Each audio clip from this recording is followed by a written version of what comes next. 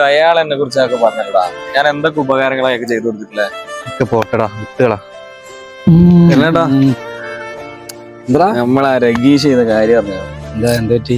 അവന് നമ്മളെ എത്ര ഉപകാരമൊക്കെ ചെയ്തു കൊടുത്തിട്ട് അവനെന്ത് തെണ്ടിത്തരാണ്. നീ അത് ഇതുവരെ വിട്ടില്ലേ? അങ്ങനെ വിടാനൊന്നും പറ്റില്ലടാ. എന്താ പ്രശ്നം പറ. ഞാൻ എന്റെ അനിയന്റെ ഒരു കല്യാണക്കാരും പറഞ്ഞില്ല, അത് അന്വേഷിച്ചിട്ട് ആ പെണ്ണിന്റെ വീട്ടുകാർ വന്നപ്പോ ആ രഗീഷിനോടാ ചോദിച്ചവര്. അപ്പൊ അവൻ പറഞ്ഞു കൊടുത്തേക്കാ നമ്മളൊരു ഗതിയില്ലാത്ത വീട്ടുകാരാണ്, നമ്മളൊന്നിനും കൊള്ളാത്തവരാണെന്നൊക്കെ അവൻ പറഞ്ഞു കൊടുത്തില്ല. എന്താ ചെയ്യാൻ? വല്ലാത്ത ജാതികൾ തന്നെയാണ്. ഒന്നും ഇല്ലാത്തവനെ ഒറ്റപ്പെടുത്താനും കുറ്റപ്പെടുത്താനും മാത്രമേ അവർക്കൊക്കെ പറ്റൂ.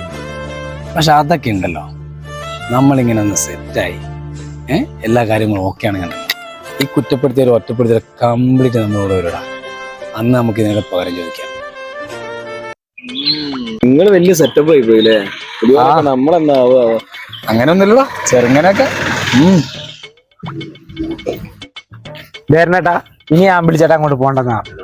ഇതിനകത്ത് ഇനി നൂല് കയറ്റാൻ ഇനി സ്ഥലമില്ല. അങ്ങേരെ ഒരു തുണി വാങ്ങി അടിക്കുന്നു. ആ തുണിന്റെ പൈസ മാത്രം നിങ്ങൾ കൊടുത്താൽ മതി എന്ന് പറഞ്ഞേ കേട്ടല്ലോ. ഞങ്ങളെ സാധനം ഇത് വാങ്ങിയിട്ട് 5 കൊല്ലല്ലേ ആയുള്ളൂ. ഇത്ര മോശമായോ? പറഞ്ഞ അയാൾ സെറ്റപ്പില്ലേ? കള്ളപ്പന്നി.